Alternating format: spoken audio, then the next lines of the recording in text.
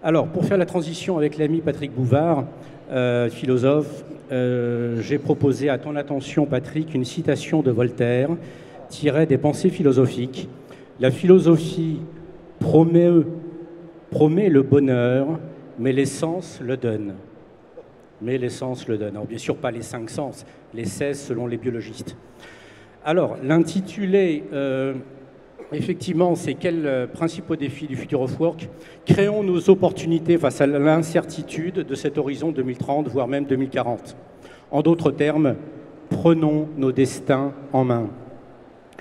Alors, quittons le No Future ambiant chanté dans God Save the Queen par Sid Vicious, leader des Sex Pistols, parce qu'au-delà de la culture punk, magnifiquement décrite par Caroline de Kergariou, incarnée par une génération reçue des modèles usés, on est en 1977, il y a 40 ans, 42. Et dans le climat parfois anxiogène que nous connaissons en 2019 sur la fin du travail ou la destruction d'emplois, il me paraît opportun de partager un éclairage un peu plus optimiste, un peu plus positif sur le futur, sur nos futurs et ceux de nos générations, en particulier de nos enfants. Ainsi, avec un discours peut-être un peu optimiste, parfois réaliste, voire même utopiste, un peu comme l'évoque Boris Cyrulnik en soulignant qu'il faut pouvoir rêver pour trouver sa voie. Je m'arrêterai là pour les citations, mais j'aime bien planter le décor ainsi quand ça vient de nos grands sachants. Alors, nous vivons une époque critique passionnante. C'est ce qui est incarné ici par le Grand Canyon. Parce que 2030-2040, même quand vous êtes spécialiste de modélisation ou de prospective, vous êtes sur des invariants, vous êtes sur des temps longs dont vous n'avez pratiquement aucun élément de réponse factuelle. Sinon, on serait dans la fourberie.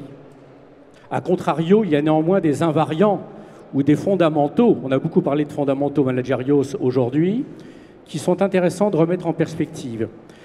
Dans le cadre de notre think tank, on mène beaucoup de travaux, d'entretien sur ces questions du Future of Work. Donc, ce qui me semblait intéressant avec vous, c'est de regarder cette ouverture du champ des possibles pour bien traiter demain les questions de droit, d'éthique et de régulation en particulier. Dès qu'on parle de numérique ou dès qu'on parle d'IA, ce seront les fondamentaux. De la même façon, le numérique aujourd'hui perçu positivement par chacun d'entre nous, dans nos usages et nos modes de vie, mais nettement moins dans nos environnements de travail. Il y a là une dichotomie, je dirais presque une schizophrénie qui me semble intéressant à souligner. Quoi qu'il en soit de cette prise de température de la société, on voit bien qu'il y a une prise de conscience intégrant la fin des trajectoires linéaires. On n'est plus dans des parcours verticaux, mais bien dans de la circularité, des rebonds.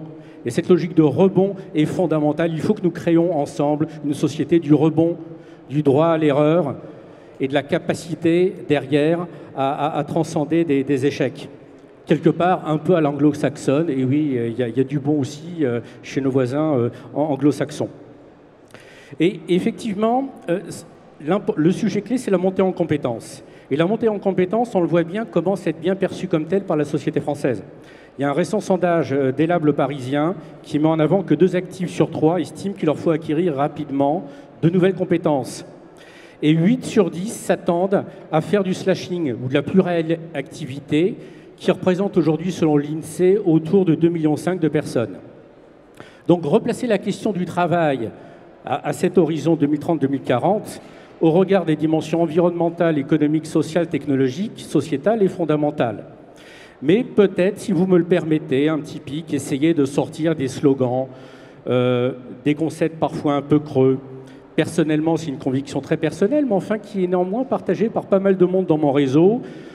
Essayons de sortir ou de prendre de la hauteur autour des discours sur le bonheur et sur la bienveillance. Je ne dis pas que c'est mauvais, attention. Je dis simplement que ça a tendance à travestir un peu nos clés de lecture et qu'on a tendance peut-être à idéaliser un peu le monde du travail, mais je pense que Patrick aurait pu, s'il était planché sur ce sujet, l'évoquer. Essayons d'en sortir un peu. Et essayons de sortir du climat anxiogène autour de l'IA et de ces scénarios. On a analysé tous les rapports qui sont sortis sur le 100% robot IA ou 0% ou l'humain, la place de l'humain entre les deux. Je crois qu'à un moment donné, il faut essayer de sortir un peu de ces clés de lecture-là. Alors, 6 tendances globalement partagée sur le futur du travail dans cet horizon des 10 à 20 prochaines années. Premier lieu, un monde du travail en ébullition, avec réellement une multiplicité croissante des formes de travail, des formes de contractualisation et de nature même des emplois. La question donc du contenu du travail va être clé et de facto la nature même et les conditions de rémunération, dans la mesure où on va tendre vers plus d'individualisation, de variabilité et de sur-mesure. Il y a d'un côté le collectif au sein des organisations et de l'autre, on le voit bien dans les discussions en cours sur les retraites, sur la nouvelle loi d'assurance chômage, autour de la protection sociale, on est de plus en plus acteurs et presque seuls dans un collectif face à notre propre gestion des parcours professionnels et même au-delà. Donc il y a là une ambivalence qui va être à traiter car elle est quand même elle est critique. Deuxième point, mutation technologique sociale rapide, bien sûr, avec quand même l'instabilité des modèles organisationnels classiques. Et ça veut donc dire que la question des mobilités professionnelles va être au cœur de nos sujets. Mobilité des salariés et des collaborateurs dans les écosystèmes en interne, mais également de leur donner la capacité de changer d'organisation sans heurts, sans casse sociale. Troisième tendance, fragmentation du travail, qui va s'accroître avec effectivement cette problématique de freelance, d'auto-entrepreneuriat, de plateformisation. Alors, moi, il y a eu l'étude McKinsey, on peut critiquer ou non, mais qui met en évidence les différentes formes de statut indépendant. On voit bien qu'aujourd'hui, on n'arrive pas à les quantifier.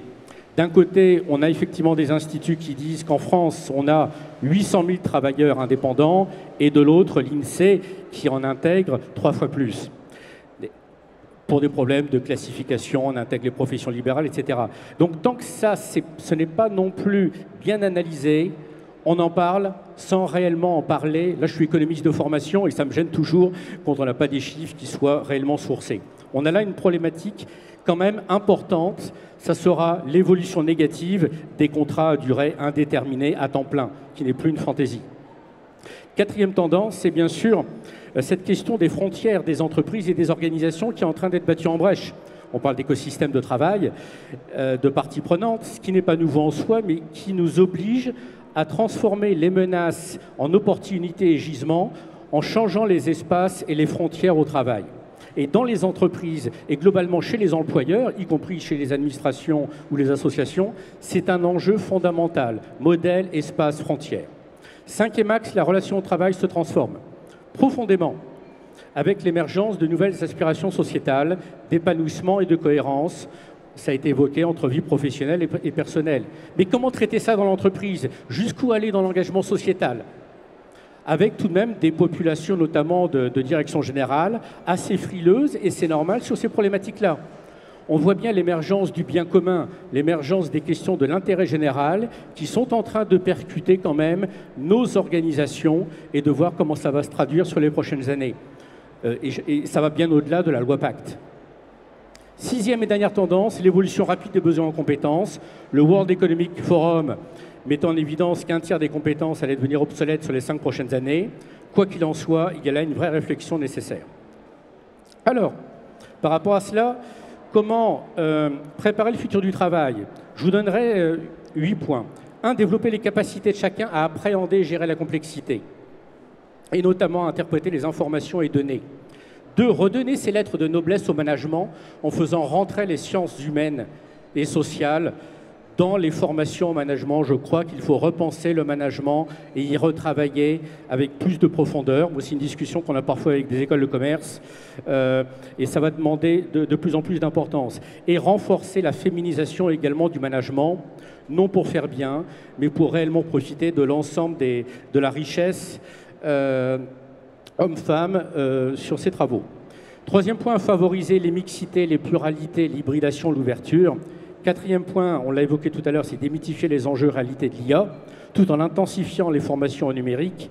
Cinquième axe, c'est changer de mindset et prendre le temps d'aller réellement voir ce que font les autres, y compris très loin de ses propres périmètres d'activité. Sixième point, c'est créer une ambition et des repères collectifs. Septième point, c'est transformer les leaderships. Il y a eu beaucoup de publications qui ont été faites sur les nouveaux leaders. Il y a quand même une problématique de subsidiarité, de responsabilisation, de portage de sens et de coopération qu'il faut réellement amplifier. Sortir peut-être de la gestion des talents traditionnels et la transformer en management de compétences et d'expertise multiples. On a là aussi un enjeu au regard de positions parfois un peu figées sur les talents et les compétences. 9e point, apprendre dès le plus jeune âge à prendre soin de soi en tant que personne. On parle beaucoup de transformation de soi des dirigeants, des managers, des collaborateurs, mais ça commence déjà dès le plus jeune âge. Rôle de l'école qui sera également fondamental, on y reviendra. Et enfin, veiller par des solutions innovantes à vraiment renouveler, je le dis, cohérence de vie personnelle, professionnelle. Alors par rapport à ça, il y a quand même un point qui me semble intéressant puisque je parle des enfants. Les enfants qui sont aujourd'hui en maternelle commenceront leur vie professionnelle autour de 2035. Alors on parle de jeunes générations, mais eux, ils sont déjà, hein, vous le savez bien, tout le monde le dit maintenant dans des talks, mais eux, ils ont un mobile, pas en maternelle, mais en élémentaire, même si on résiste parfois, en tout cas au collège, ils ont un mobile greffé, encore bien plus que nous et que nos générations. Donc par rapport à cela, ça veut dire quoi? Ça veut dire qu'ils banalisent l'environnement numérique, qui n'est plus un environnement à part, qui fait partie intrinsèque de leur environnement. On ne parle plus d'outils numériques à leur niveau, on parle d'environnement. Et on voit bien que cette transformation dans nos organisations, c'est bien plus compliqué. Comment transformer, passer d'un stade de l'outil à un stade d'un réel environnement et presque paradigme numérique dans les organisations, en associant humain et numérique. Donc l'enjeu me semble intéressant à regarder avec, en tout cas dès le système éducatif, mettre en évidence des technologies novatrices, résoudre des problèmes qui n'ont pas encore été anticipés et qu'ils devront appréhender. Le cursus pédagogique doit être là-dessus. Je vous donne un élément paru dans Télérama la semaine dernière. Une école de la Silicon Valley vient de bannir les écrans. Alors que nous, dans nos lycées, on commence à peine à intégrer les tablettes et à les systématiser à l'ensemble de les élèves. 2 poids, 2 mesures, qui a raison, qui a tort, je pose juste le problème. Alors, par rapport à cela, un autre élément que je voulais évoquer, c'est le dernier baromètre numérique du CREDOC, qui met en évidence, au regard de ce futur du travail, l'équation fracture numérique, fracture sociale, fracture territoriale, qui grosso modo concerne les mêmes personnes.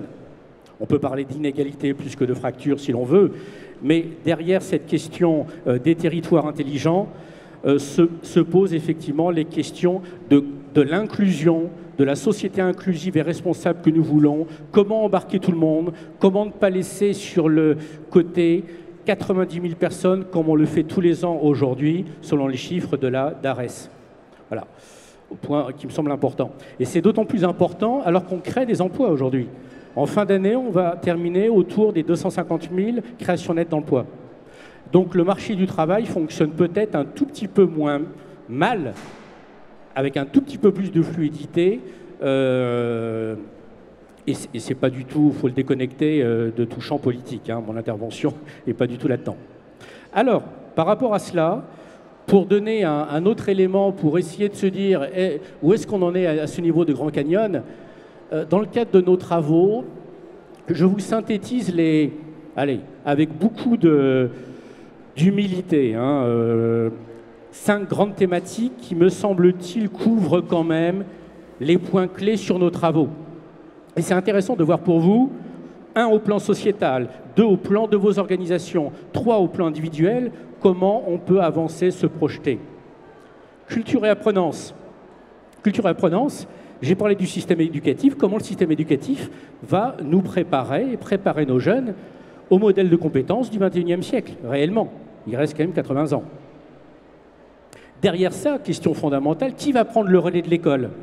Qui prendra le relais post-scolaire?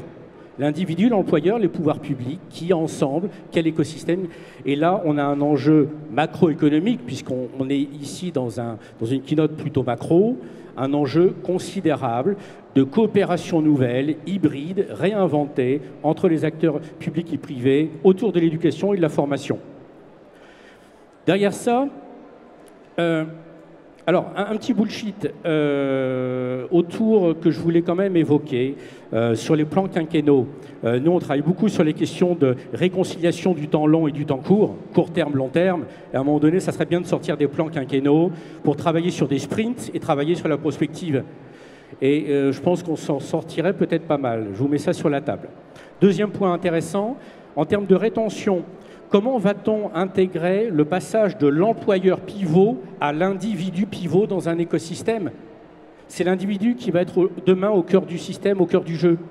Donc comment l'ensemble des acteurs, employeurs compris naturellement, vont travailler ensemble? Ça change la donne. Deuxième axe qui me semblait intéressant, puisqu'il me reste 1 minute 30, ça devrait aller. Engagement et société. Derrière l'engagement et société, c'est bien sûr comment répondre aux aspirations citoyennes qui veulent plus de sociétal. Partout, tout le temps.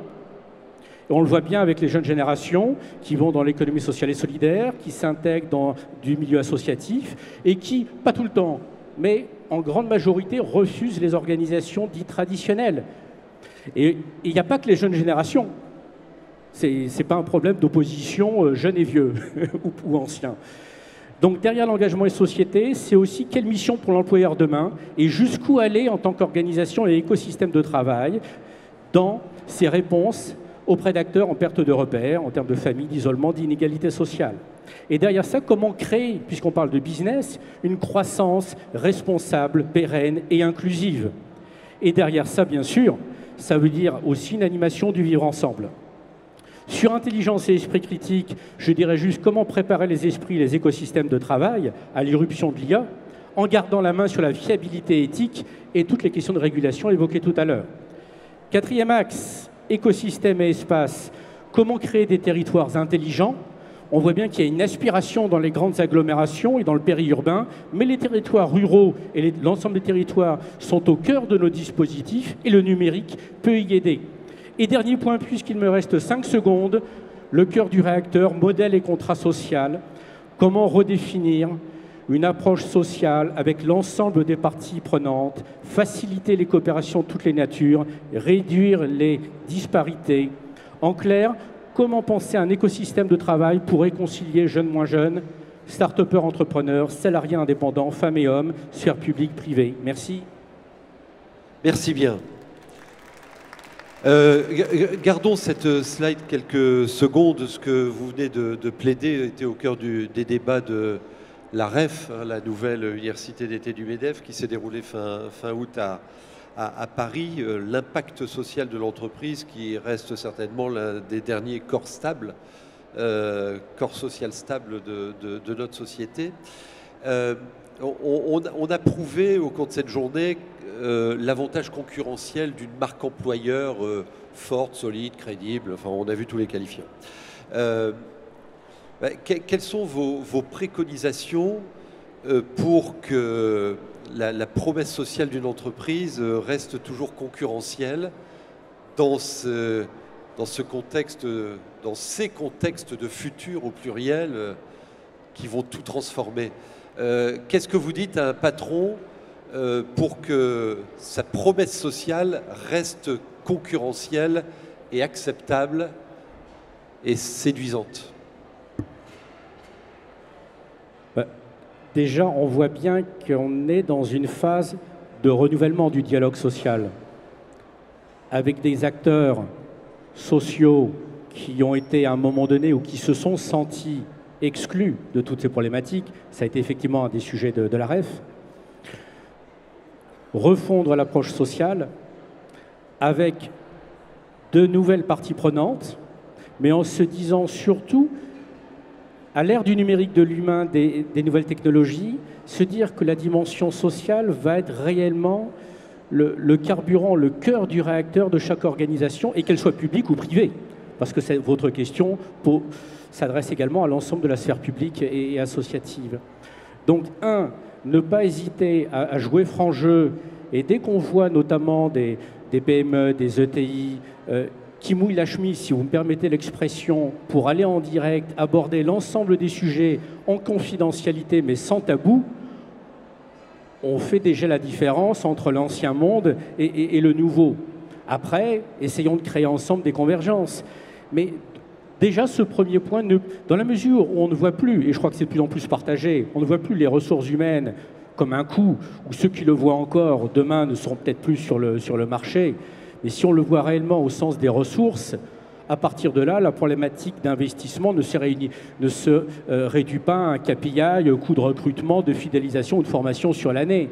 C'est plus ça le sujet. Le sujet n'est plus là. Et dans la mesure où les frontières, ça c'est un sujet important, il y a deux dimensions. D'une part, il y a les frontières de l'organisation qui changent, qui évoluent, qui vont en s'élargissant, parce qu'on y intègre de plus en plus les parties prenantes, partenaires, fournisseurs, etc. Et de l'autre, une individualisation avec une montée du travail dit indépendant ou sous des formes qui passent peut-être moins contractuelles, au sens contrat du travail, mais plutôt sous les formes de contrats de service. Donc par rapport à ces dimensions-là, ce côté élargissement des frontières et montée de l'individualisation, il va y avoir un champ considérable pour recréer du lien social, et qui de mieux que les organisations qui créent des emplois, publics ou privés, on n'est pas là, le sujet il est là, pour justement servir de lien et de vecteur de cohésion. Donc clairement c'est une refonte du dialogue social, mais ça va forcément se faire au vu des grands agrégats et des grands enjeux à venir. Le dernier point, et vous en serez d'accord avec moi, l'âge moyen aujourd'hui de stabilisation professionnelle en France, donc dans un emploi dit stable, donc avec une finance, c'est 27 ans. Si on ajoute 42, 45 ans, on arrive à quoi? On arrive à 70, 72 ans. So what? On fait comment? Donc cette problématique de réponse collective va être au cœur des enjeux à venir.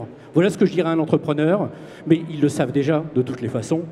Un entrepreneur ou un dirigeant de la sphère publique, soyons dans la sincérité, pas nécessairement dans le discours bullshit et discours un peu d'enfumage, mais réellement abordons une démarche pragmatique, raisonnée, sincère, pour mettre au cœur du dispositif l'humain, et ça passe par, bien sûr, l'ensemble de cette problématique sociale. Merci beaucoup, merci à vous.